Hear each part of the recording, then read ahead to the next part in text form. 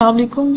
ये वीडियो उन तमाम स्टूडेंट्स के लिए है, उन तमाम कैंडिडेट्स के लिए है जो फेडरल पब्लिक सर्विस कमीशन में जॉब्स के लिए अप्लाई करना चाहते हैं या ऑलरेडी अप्लाई कर चुके हैं और इसके प्रोसेस के बारे में जानना चाहते हैं कि एडवर्टीज़मेंट आने से लेकर सिलेक्शन प्रोसेस तक कितना टाइम लगता है, ऐसी कौन कौन सी चीज़ें हैं जिनको हमने ध्यान में रखना है, कौन कौन से लेटर्स हैं जो आपको रिसीव होंगे और हर स्टेप पे क्या क्या चीज़ें हमें लाजमी करनी चाहिए और किन चीज़ों से अवॉइड करना चाहिए और इन सारे प्रोसेस में कितना टाइम लगता है। इस प्रोसेस में जो भी आपको टाइम लगेगा वो ओरिजिनल में आपको जो इनकी रिजल्ट शीट्स हैं उनके अकॉर्डिंगली जेन्युइनली आपको बताऊंगी कि आज मैं आपके उन तमाम सवालात का जवाब दूंगी जो लोगों ने मुझसे पर्सनली भी पूछे, जो मेरे सर्कल में मुझे जानते थे और जो नहीं जानते थे। उन्होंने मेरी जो वीडियो मैंने अपलोड की थी अपने इंटरव्यू के हवाले से, तो उसमें बहुत सारे लोगों के बहुत सारे कंसर्न थे, जेन्युइन कंसर्न थे और उनका होना बहुत ज़रूरी होता है। इससे आपकी बहुत ज़्यादा हेल्प हो जाती है। तो टाइम ज़ाया किए बगैर हम अपनी वीडियो की तरफ चलते हैं। तो स्टार्ट करते हैं। सबसे पहले हम अपने जैसे ही जॉब्स आती है तो सबसे पहला काम क्या होता है कि हमने उस जॉब के लिए अप्लाई करना होता है। तो मैं एक ही केस लेकर चलूंगी जिसपे मेरी सिलेक्शन हुई और उसी को ही ऑनवर्ड मैं आपको दिखाती जाऊंगी डेट वाइज कि एडवर्टीजमेंट किस डेट को आया, फिर देन टेस्ट कब हुआ, वो तमाम प्रोसेस, टेस्ट में क्या चीज़ हुई, इंटरव्यू में क्या हुआ, डॉक्यूमेंट सबमिशन कैसे हुए, कौन कौन से डॉक्यूमेंट चाहिए होते हैं और सिलेक्शन के बारे में क्या क्या चीज़ें हैं, वो तमाम चीज़ों का हम डिस्कस करेंगे। तो ये जो एडवर्टीजमेंट था जिसपे सिलेक्शन हुई, ये एडवर्टाइज हुआ था केस 1 फरवरी 2024 को, जैसा कि आप यहाँ पे डेट्स देख सकते हैं। ठीक है, 1 फरवरी 2024 को अनाउंस हुआ था और जिस पोस्ट के लिए मैंने अप्लाई किया था वो पोस्ट थी लेक्चरर की, लेक्चरर फीमेल 17 स्केल, और फिजिक्स के लिए अप्लाई किया था। ये हाईलाइटेड मैंने केस को और अपनी पोस्ट को हाईलाइट किया है। जब भी एडवर्टीजमेंट आता है सबसे पहली चीज़ हम ये देखते हैं कि इसमें क्या हमारा सब्जेक्ट है, क्या हम इसमें एलिजिबल हैं, एलिजिबिलिटी क्राइटेरिया क्या है। तो लेक्चरर फिजिक्स के लिए सबसे पहली चीज़ आपके पास 16 ईयर ऑफ एजुकेशन होनी चाहिए। ठीक है, मास्टर डिग्री होनी चाहिए, 16 ईयर एजुकेशन हो आपके अपने सब्जेक्ट में। उसके अलावा इसमें कोई और फर्दर रिक्वायरमेंट नहीं है, यानी इसमें बीएड की रिक्वायरमेंट नहीं है, इसमें एक्सपीरियंस की भी रिक्वायरमेंट नहीं है। सबसे पहले आपने ये देख लिया कि आपकी सीट है, उसके बाद आपका जो डोमिसाइल कोड है आपका, जिस यानी ये जो पोस्ट आई थी इसमें थ्रू आउट द पाकिस्तान नहीं था, इसमें सिंध रूरल और खैबर पख्तूनख्वा सिर्फ 2 ही प्रोविंस के लोग जो थे वो इसमें अप्लाई कर सकते थे। दूसरी चीज़ आपने यहाँ पे ये देख ली। तीसरी चीज़ ये होती है, आपने एप्लीकेशन जो एडवर्टीजमेंट में देखना होता है वो ये होती है कि आपकी प्लेस ऑफ पोस्टिंग कहाँ पे है। लोगों को इसके बारे में बहुत सारे सवालात होते हैं। सिलेक्शन के बाद उनको होता है कि हमने तो आउट ऑफ सिटी नहीं जाना, हमने आउट ऑफ प्रोविंस नहीं जाना, हमने ट्रांसफ़र करवानी है। तो ये अप्लाई करने से पहले आपने इस चीज़ को देखना है। बहुत सारी पोस्ट ऐसी होती हैं जहाँ पे फेडरल में ख़ासतौर में हम बात करें, फेडरल की जब हम बात करें तो प्लेस ऑफ पोस्टिंग या तो इस्लामाबाद होगी या एनीवेयर इन पाकिस्तान। तो जिस पोस्ट के लिए मैंने अप्लाई किया था यहाँ पे जो प्लेस ऑफ पोस्टिंग थी दैट वाज इस्लामाबाद, यानी मुझे इस्लामाबाद में ही किसी सेक्टर में अपॉइंट होना है। इसके अलावा ट्रांसफ़र पॉसिबल नहीं होगा।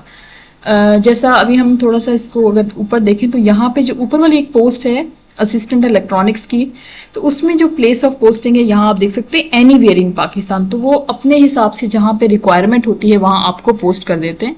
लेकिन अगर मेंशन्ड है कि वो सिर्फ इस्लामाबाद में है तो सिलेक्शन होने के बाद आपने वहीं पे जाना होगा।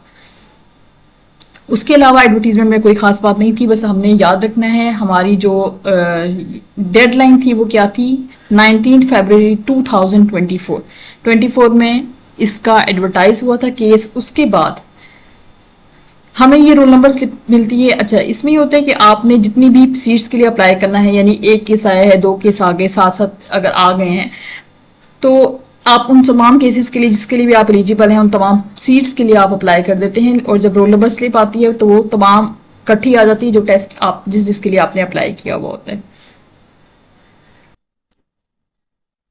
ठीक हो गया। अब यहाँ पे हम मेनली बात कर रहे हैं केस F417B 2024 की, जो 2024 में एडवर्टाइज हुआ था। उस टेस्ट की जो डेट थी वो 12 अगस्त 2024 थी। तो फेब से अगस्त तक तकरीबन हमें अराउंड 6 मंथ्स का टाइम लगा, यानी एडवर्टीजमेंट से टेस्ट तक का तकरीबन 6 महीने का टाइम है, जो कि इस टेस्ट के हवाले से हुआ था, लेकिन अभी टाइम कंस्ट्रेंट थोड़ी सी लिमिटेड हो गई है। अभी क्योंकि ऐसा होता है कि जैसे ही एडवर्टीजमेंट आता है तो एडवर्टीजमेंट के ऊपर ही लिखा गया होता है कि ये जो टेस्ट है, ये जब आप अप्लाई कर देंगे तो जो टेंटेटिव डेट है वो उस एडवर्टीजमेंट के ऊपर लिखी गई होती है, जिससे आपको ज़्यादा मुश्किलात का सामना नहीं करना पड़ता, आपको वेट इतना नहीं करना पड़ता। लेकिन चूंकि हम इस केस के बारे में बात करें तो मैं इसको थोड़ा आउट लेकर चलूंगी। और ये कि अब आपको पता कैसे चलेगा कि आपकी रोल नंबर स्लिप्स आ गई हैं, तो उसके लिए फेडरल पब्लिक सर्विस कमीशन आपके जो आपने अप्लाई करते हुए अपना फ़ोन नंबर दिया होता है, तो आपके उस फ़ोन नंबर पे एक टेक्स्ट मैसेज की सूरत में एक लिंक प्रोवाइड कर दिया जाता है और बता दी जाता है कि आपकी रोल नंबर स्लिप्स जो हैं वो पोर्टल पे अपलोड हो गई हैं। आप इस लिंक को फॉलो करते हुए आप अपनी रोल नंबर स्लिप्स को डाउनलोड कर सकते हैं। कमीशन की वेबसाइट के ऊपर भी आ जाती है और आपके मोबाइल टेक्स्ट के ऊपर भी आ जाती है, तो आप किसी भी तरह से जाके उसको डाउनलोड कर सकते हैं। उसके अलावा टेस्ट में अब थोड़ा सी बात कर लेते हैं इस रोल नंबर स्लिप को हम क्योंकि देख रहे हैं, तो टाइमिंग्स आपको बता दी जाती हैं कि आपका इस टाइम से इस टाइम तक टेस्ट होगा और कोशिश करें आप टेस्ट सेंटर आधा घंटा, मिनिमम आधा घंटा आप पहले पहुंच जाएं। उसके बाद हम बात करते हैं कि इस टेस्ट का सिलेबस क्या होता है। तो लेक्चरर्स के लिए बहुत सारे लोग आप में से जानते भी होंगे, जो नहीं जानते तो उनको मैं बता दूं कि आप जिस सीट के लिए, जिस पोस्ट के लिए आप अप्लाई कर रहे हैं, अगर मैं फिजिक्स के लिए अप्लाई करी हूँ तो मेरा 50% जो टेस्ट है वो मेरे अपने सब्जेक्ट से आएगा, वो फिजिक्स से आएगा। 30% जो है वो प्रोफेशनल से आता है और 20% इंग्लिश से आता है। जो जैसे अगर हम 1 से लेके 100 MCQs हैं, नेगेटिव मार्किंग भी है, 1 नंबर का 1 MCQs है, अगर गलत होगा तो 0.25 जो है वो डिटेक्ट हो जाएंगे। स्टार्टिंग के 20 MCQs इंग्लिश के होते हैं और फिर 30 MCQs प्रोफेशनल के होते हैं, जिसको हम BEd भी कहते हैं या एजुकेशन से रिलेटेड जो आता है, टीचिंग मेथडोलॉजीज वगैरह। और फिर उसके अलावा 50 मार्क्स आपके जो है वो अपने सब्जेक्ट के होते हैं। टेस्ट सेंटर भी आपको बता दिया जाता है। आप अप्लाई करते हुए अपना टेस्ट सिटी जो है वो सिलेक्ट करते हैं कि आप मेनली 5 to 6 सेंटर्स होते हैं, इस्लामाबाद, पेशावर, मुल्तान, कराची, कोयटा। उसके अलावा भी अब कुछ न्यू भी ऐड हुए हैं, तो आप अपनी कन्वीनियंट के अकॉर्डिंगली अपना सेंटर सिलेक्ट कर सकते हैं। तो ये आपके पास रोल नंबर स्लिप की कुछ इंस्ट्रक्शंस वगैरह हैं, तो ये आप एक दफ़ा पढ़ लीजिएगा लाजमी जाने से पहले टेस्ट में।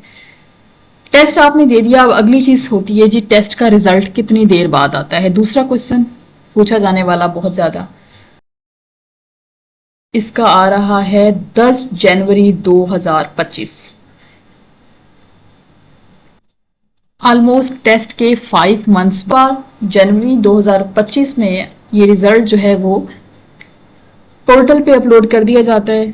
और इसके बारे में मेनली आपको कोई भी इस तरह का मैसेज या लेटर रिसीव नहीं होता। ये आपने खुद ही जाकर चेक करना होता है कि आपका रिजल्ट आ चुका है या नहीं आया। आप ऑफनली जो है वो कमीशन की वेबसाइट विजिट कर सकते हैं। अच्छा, एक चीज़ मैं आपको दिखाना चाह रही थी, दोबारा हम एडवर्टीजमेंट की तरफ चलते हैं। आपको माइंड करवा दूं कि फिजिक्स की जो पोस्टें थी वो 2 थी, ठीक है। अब 2 पोस्टों के लिए कितने लोगों ने अप्लाई किया होगा? बहुत जेन्युइन क्वेश्चन है। होता क्या है कि हम ये सोचते हैं कि हमारे पास अप्लाइड सीट्स तो बहुत कम है, तो फिर हम बहुत सारे बच्चे अप्लाई नहीं करते। आपने खुद भी ऑब्जर्व किया होगा, अगर किसी एडवर्टीजमेंट में लिखा जाता है कि नंबर ऑफ पोस्ट जो है वो सिर्फ 1 है, तो हम ये सोच के अप्लाई नहीं करते कि यार 1 पोस्ट है, अप्लाई करने का फ़ायदा ही नहीं है। क्योंकि फेडरल में क्या होता है कि आपका कंपटीशन सिर्फ अपने प्रोविंस के लोगों के साथ नहीं होता, बल्कि आपका जो मुकाबला होता है, आपका कंपटीशन होता है थ्रू आउट पाकिस्तान होता है। तमाम प्रोविंस के लोगों के साथ आपका मुकाबला होता है। एक पोस्ट है तो उसके लिए तमाम लोग अप्लाई कर रहे होते हैं और करते हैं। लेकिन जहाँ पे नंबर ऑफ सीट्स जो है वो कम होती हैं, वहाँ पे एप्लीकेंट कम हो जाते हैं। तो ये इस चीज़ का आपको सबूत देते हुए मैं आपको बता रही हूँ कि क्योंकि 2 सीट्स थी, तो अब आप देखें total number of applied candidate only 45। सिर्फ 45 लोगों ने इस पोस्ट के लिए अप्लाई किया, लेक्चरर फिजिक्स के लिए। टोटल कैंडिडेट जो अपीयर हुए टेस्ट के लिए, जितने लोगों ने अप्लाई किया था, उनमें से half of the students, half of the candidates जो हैं वो अपीयर भी नहीं हुए। 22 लोगों ने ये टेस्ट दिया और उनमें से क्वालिफाई करने वाले लोगों की जो तादाद थी वो सिर्फ 15 थी। तो यहाँ से आपने क्या चीज़ सीखी कि चाहे सीट 1 है, 2 है, 10 हैं, 20 हैं, जितने भी हैं, अगर आप उस पोस्ट के लिए एलिजिबल हैं देन गो फॉर इट। इससे कोई फर्क नहीं पड़ता कि सीट 1 है, 2 है या 10 हैं। अगर आप एलिजिबल हैं तो आप उसके लिए लाजमी अप्लाई करें।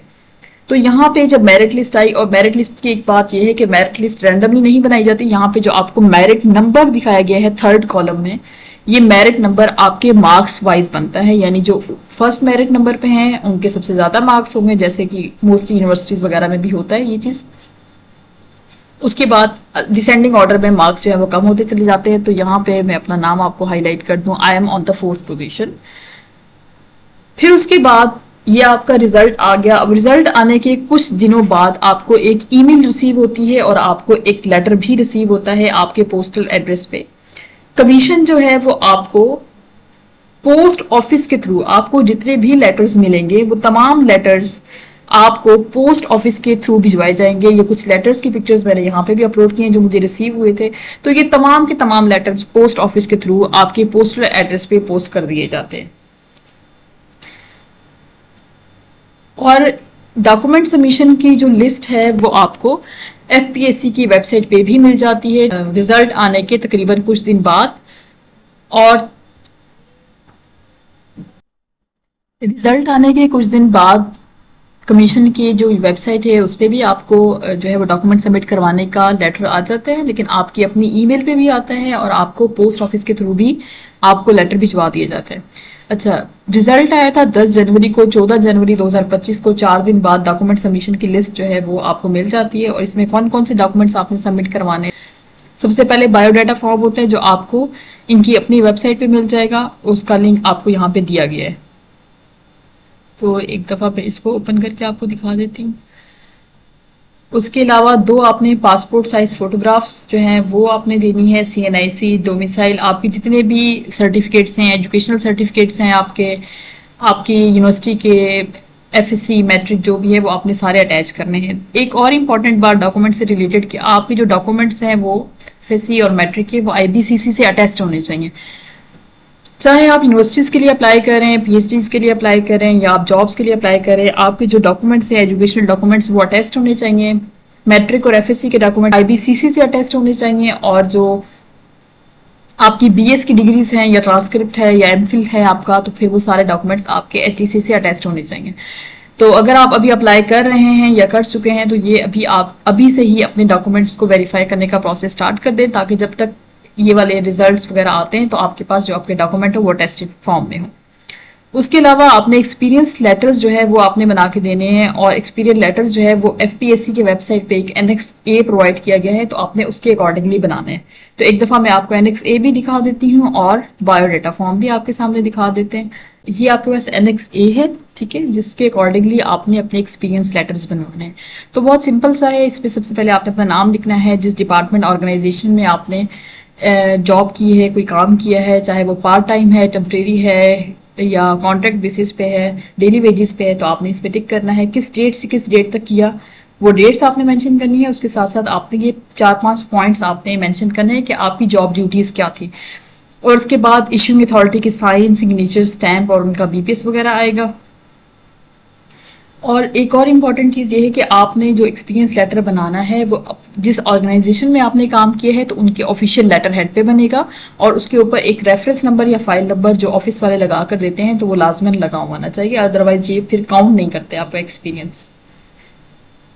उसके अलावा अभी आपने डॉक्यूमेंट सबमिट कर दिए। 14 जनवरी को आपको ये ईमेल रिसीव होती है और आपको एक लेटर रिसीव भी होता है पोस्ट ऑफिस के थ्रू, पहले भी बात कर चुके हैं। 15 दिनों के अंदर अंदर आपने ये डॉक्यूमेंट्स जो है वो FPSC को भेजने होते हैं। और कहाँ भेजने होते हैं ये आपको यहाँ पे भी उनका एड्रेस जो है वो मेंशन्ड है। फेडरल पब्लिक सर्विस कमीशन, आगा खान रोड, F5, इस्लामाबाद। ये जो एड्रेस आपको टॉप पे नजर आ रहा है, तो एड्रेस के हवाले से भी बहुत सारे लोगों के कंसर्न होते हैं कि हमने ये डॉक्यूमेंट्स भेजने कहाँ पे हैं। तो आपने जो डॉक्यूमेंट्स हैं वो आपने कहाँ भेजने, ये एड्रेस आपके सामने लिखा हुआ है। तो डॉक्यूमेंट सबमिशन में फिजिक्स की कैटेगरी में यहाँ पे जो नाम है वो मेरा 3rd नंबर पे नाम है। और अच्छा, एक और इम्पॉर्टेंट बात, जब रिजल्ट आया था तो यहाँ हमने देखा था कि सिर्फ 15 लोग पास आउट हुए थे, और उनमें से जो डॉक्यूमेंट सबमिट करवाने की जो लिस्ट हमें रिसीव हुई उसमें सिर्फ 12 लोगों का नाम था।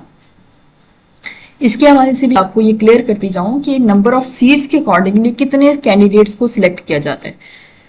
तो मैंने इस हवाले से यूनिवर्सिटी को ईमेल की थी, तो आपको मैं वो ईमेल आपके सामने ओपन करती हूँ।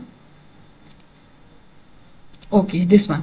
अगर आपका कोई भी कंसर्न है जो आप पूछना चाहते हैं, अगर आप मुझसे पूछना चाहते हैं तो आप कमेंट में पूछ लीजिएगा, और अगर आप कोई ऐसा सवाल आपका है जो आप डायरेक्ट कमीशन से पूछना चाहते हैं तो ये ईमेल, इस पे आप उनको ईमेल करें तो आपको विद इन 1 और 2 डेज वो रिप्लाई करते हैं। ये उनकी बहुत अच्छी बात है कि फेडरल वाले बहुत जल्दी रिप्लाई कर देते हैं आपके किसी भी सवाल का जो आप उनसे पूछेंगे। तो मैंने उनसे कुछ ऐसा ही एक सवाल किया था, तो उनके रिप्लाई में मुझे उन्होंने बताया कि जो हमारा क्राइटेरिया है फिक्स नहीं है। कैंडिडेट्स वो किस तरह से सिलेक्ट करते हैं, 5 कैंडिडेट्स पर पोस्ट जो है वो सिलेक्ट किए जाते हैं अगर नंबर ऑफ सीट्स 2 या 2 से कम है। यानी अगर एडवर्टाइज्ड जो पोस्ट है उसमें फिजिक्स की 2 सीट्स थी तो उसके लिए वो 5 कैंडिडेट पर पोस्ट लेंगे, तो ऑन एवरेज जो है वो तकरीबन 10 से 12 लोग वो सिलेक्ट करते हैं।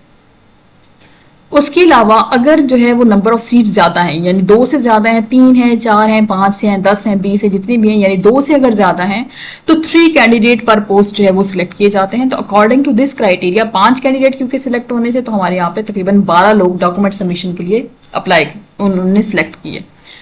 डॉक्यूमेंट हमने भेज दिए और उसके बाद हमें इंटरव्यू की कॉल आई, और इंटरव्यू भी आपको वो लेटर आपके पोस्ट ऑफिस के थ्रू आपके पोस्टल एड्रेस पे भिजवाया जाता है। और इंटरव्यू के लिए कुछ इंपॉर्टेंट चीज़ें जो आपको बताई जाती हैं, इंटरव्यू जो लिस्ट जो लगी वो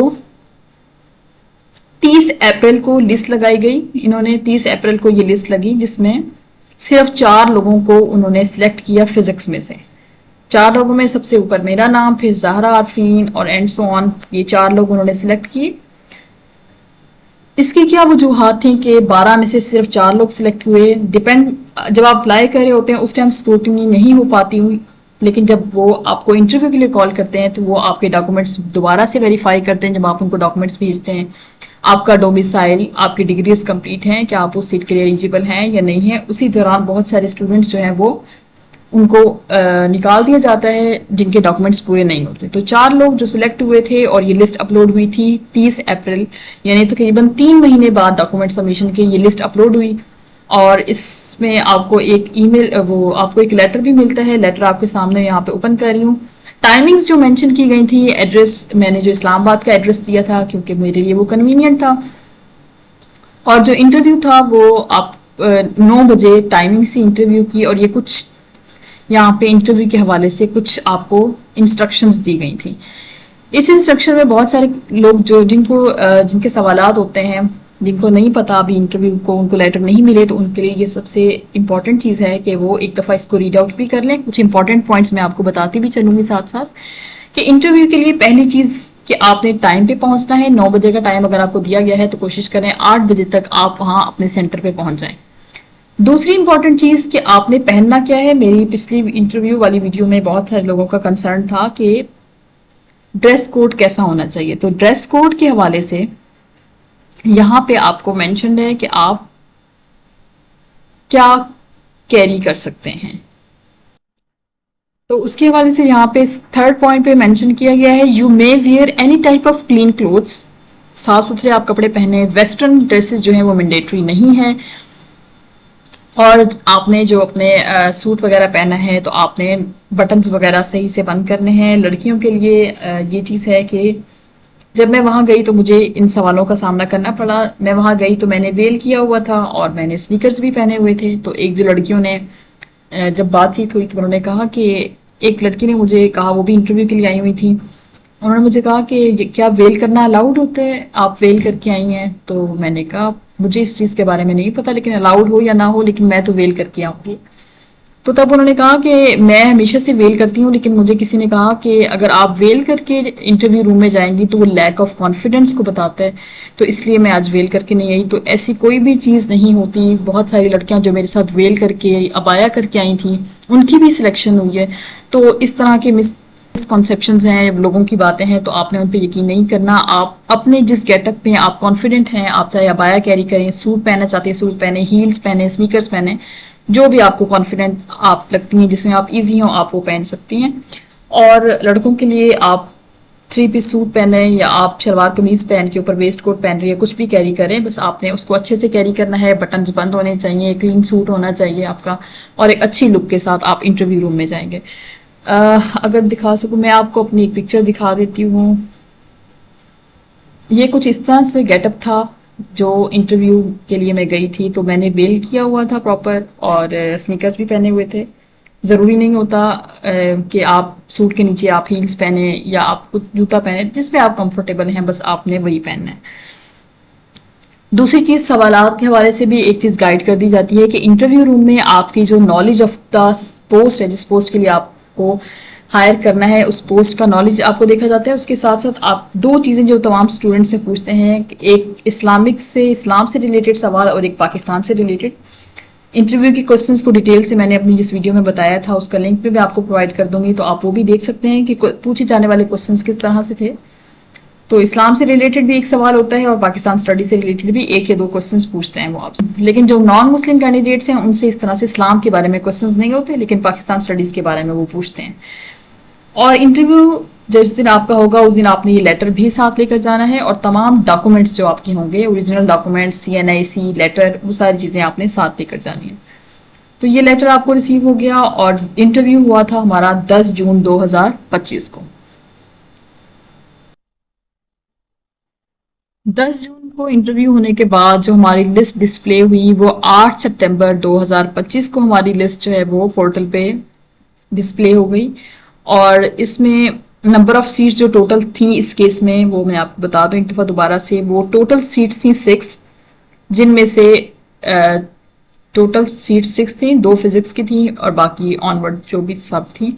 और उसके अलावा यहाँ पे जो कैंडिडेट सिलेक्ट हुए उनमें से फिजिक्स की सिर्फ एक मैं थी और बाकी एक सीट वैकेंट छोड़ दी गई। बहुत सारे केसेस अगर आप देखें FPSC के रिजल्ट में तो ऐसा होता है कि अगर आप फॉर एग्जांपल 10 सीट्स थी तो ज़रूरी नहीं है कि वो 10 कैंडिडेट को ही वो एलोकेट करेंगे। जब तक उन्हें कोई स्ट्रॉन्ग कैंडिडेट नहीं मिलता तो वो सीट्स वैकेंट छोड़ दी जाती हैं और वो दोबारा से एडवर्टाइज की जाती हैं। हमारे केस में भी कुछ इसी तरह से था, एक सीट फिजिक्स की वैकेंट छोड़ दी गई, उस पर कोई भी कैंडिडेट जो है वो नहीं रखा गया। और ये आप सेकंड नंबर पे जो कमेंट है वो पढ़ सकते हैं। The commission has no name to recommend against the following one post. एक पोस्ट के लिए कोई नेम रिकमेंड नहीं किया गया। Ministry of federal and professional training has been requested to forward a fresh requisition for the advertisement of this post as per policy. तो एक post जो थी वो वैकेंट छोड़ दी गई थी, उसको दोबारा से एडवर्टाइज करने का नोटिस मिल गया था। तो ये यहाँ तक बात हो गई सिलेक्शन तक के प्रोसेस की। इसके अलावा हम आगे बात करेंगे कि सिलेक्शन ये पोर्टल पे ये चीज़ आने के बाद नेक्स्ट प्रोसीजर्स क्या होते हैं, कौन कौन से लेटर्स रिसीव होते हैं, क्या क्या इंस्ट्रक्शंस होती हैं, आपके पेरेंट डिपार्टमेंट तक पहुंचने से पहले तक क्या क्या प्रोसेस होता है। तो वो हम एक सेपरेट वीडियो में इसके बारे में तफसीलन बात करेंगे। फिलहाल हमारा यही मकसद था आज का कि आपको ये बता दें कि आपका क्या क्या प्रोसेस होता है, एडवर्टीजमेंट से लेकर सिलेक्शन तक के प्रोसेस में कितना टाइमलाइंस होती हैं। और ये चीज़ मैं आपको क्लियर कर दूं कि ये टाइमलाइंस जो है ये अब थोड़ी सी कंस्ट्रेंट हो गई है, टाइम लिमिट जो है वो बाउंड कर दिया गया है। तो आपको जो है वो ज़्यादा टाइम अब नहीं लगता, तकरीबन 6 मंथ्स में या विद इन 1 ईयर यानी ये प्रोसेस कंप्लीट हो जाता है, क्योंकि एडवर्टीजमेंट के साथ ही आपकी टेस्ट की डेट आ जाती है। फिर टेस्ट के बाद फ़ौरन 1-2 महीने में ही आपकी लिस्टें अपलोड हो जाती हैं और वो साथ साथ प्रोसेस उनका चलता रहता है। तो ये हमारा चैनल है स्टेप अप स्टूडेंट। अगर आप किसी भी हवाले से कोई भी वीडियो जिसके बारे में आप सवाल करना चाहते हैं तो आप हमें रिकमेंड कर सकते हैं, तो मैं आपको उसके बारे में तफसीलन गाइड कर दूंगी। इसके अलावा भी कोई सवाल होगा तो आप पूछ सकते हैं। तब तक के लिए अल्लाह हाफ़िज़, बहुत शुक्रिया।